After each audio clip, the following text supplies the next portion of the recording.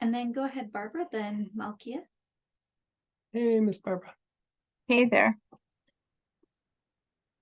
I'm wondering if you could help me with how to determine which transmutation pattern to use when. Okay. If you could distinguish between them a little bit. And if there are particular oils to use with a particular pattern, if and when. Does that make sense? Yeah. That I mean, can it's be kind of a big question, I yeah. guess. It can be a little bit complicated, but still, hmm.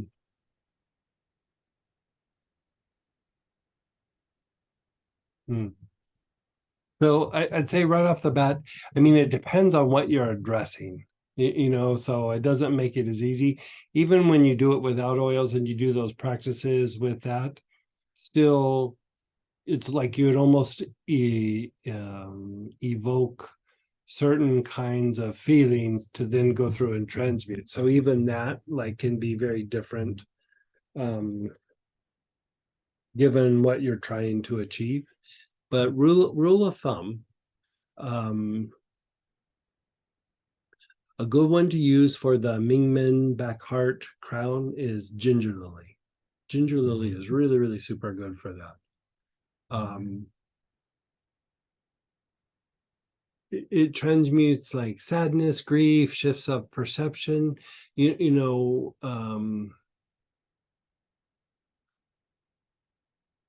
Shifts of perception can kind of be a big deal.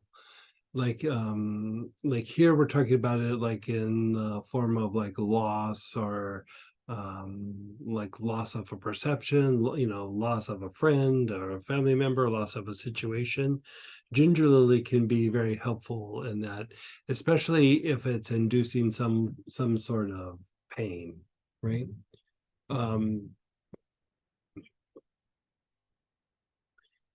There's a lot of other things that you could use there, but in general, that's a good one to do. Then you have the sex chakra, back heart, back throat, crown. A slightly lesser version, like a more tempered version, is to go sex chakra, front heart, front throat, crown.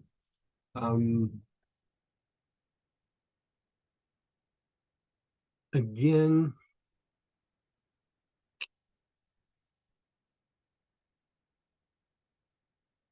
it kind of is tied to what you're trying to do. If it's just like stress response kind of stuff, you could use frankincense. But the thing that's really nice about that pattern is, done properly, it can break patterns of attachment, basically like forms of detachment. And for that, I would say aloes. Aloes is really super good for that. I think that's what you were recommending, the sweet. I don't know that I put it in the context of attachment. I think we were talking about environment or elementals or something. Attachments could be to like patterns, to people, to places, to behaviors, to certain outcomes.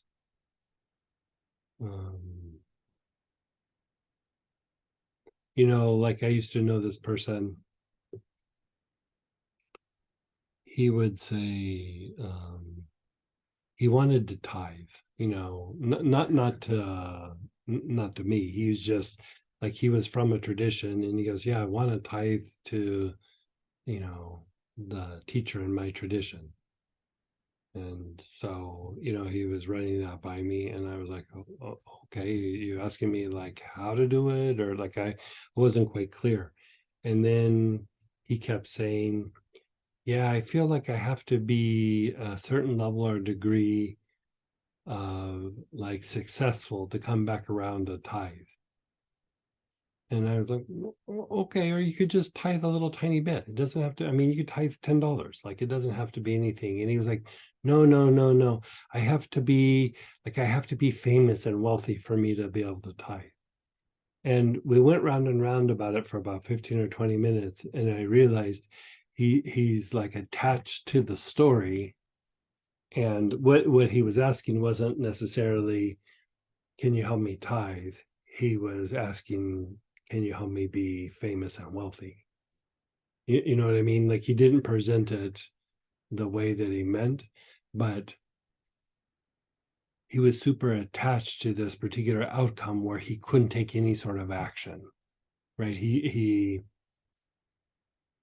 The thing in front of him he couldn't do because he was so attached to this like story that, maybe it was going to play out, maybe it wasn't, but given the trajectory that he was going to end up being famous, it's probably not going to happen.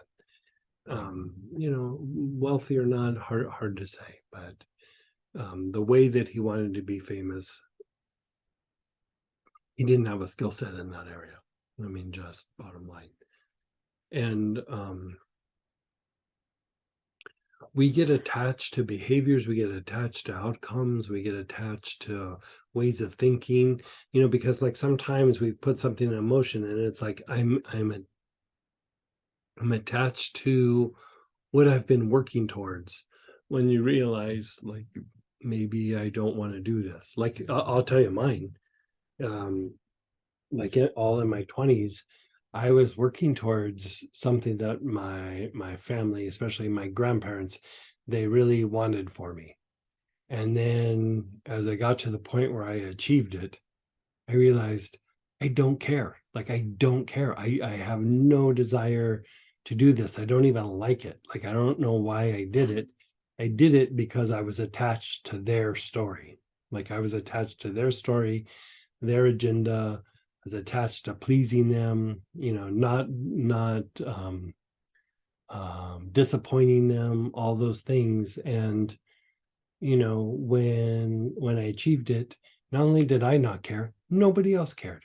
Like, none of the family cared. Like, nobody cared. And so the only thing that propelled me through that in my 20s was my attachment to this idea. And had I been able to let go of it, I would have spent some time doing things more in alignment with what I was wanting to do, rather than being attached to this silly story that everybody cooked up for me when I was young. You know what I mean? It's like, it's that kind of stuff. I think I get that, particularly Yeah. being attached to not disappointing what turns out Yeah. to be It someone could be, else's idea and not necessarily yours. yeah. And even like, you could even say like certain parts of your personality are just like, can be like almost an attachment to family characteristics. You know what I mean? Like, oh, this is what we do. This is what my family does. And it's not conscious. It's not conscious at all. But as you start to become more aware of it, you're like, I don't want to do that anymore. And then you still catch yourself doing it. There's a certain attachment that kind of comes with that really is, if you follow it and boil it down, it's in the sex chakra. It's not about sex. It's about social interaction, how you present yourself socially, the collective unconscious, how you attract the things in your life that you attract. It's tied to all these things. And so, yeah. Does that make sense? It does. So that the sex, back heart, back throat, crown pattern, and you said particularly with aloes. Yeah, you could use aloes, or you could also use frankincense. Frankincense. Is a little bit more, because if you think about, like, that is also where a lot of where we get triggered and the stress response happens. And the stress response is, we have this state or this, this place, this way of thinking, and then we get displaced. So it's really, our attachments are being challenged. is really what stress is. You know, when you don't have the attachments, you just go, okay, we're changing.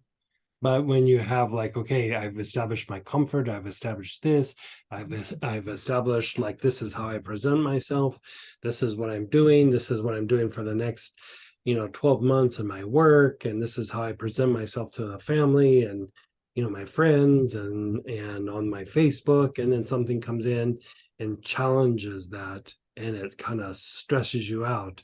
It's your attachment is getting challenged, if that makes sense. It does. Thank Yeah. you. And then another good transmutation is the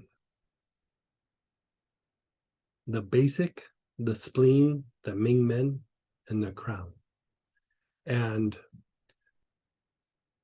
you could say this has to do with how like energy moves up and down the spine, but it also very much has to do with the aura and the energy body, like the resonance of the aura. And so here you could use several things. The single oil that you could use that is very fancy is poplar balsam. Poplar balsam rocks that pattern.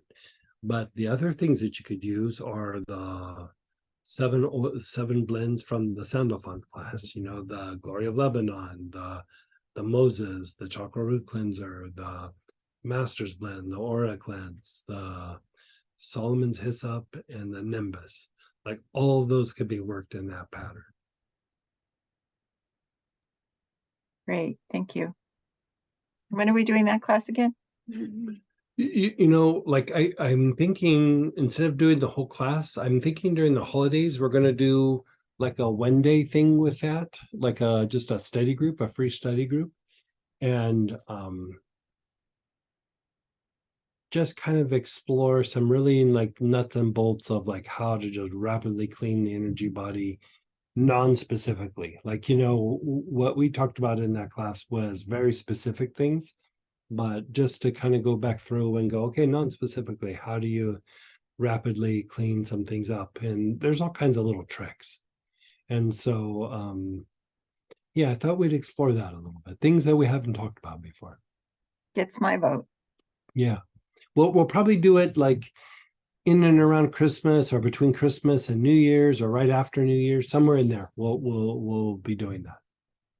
I want to do a bunch of like little study groups all through that time, little free study groups. And then go ahead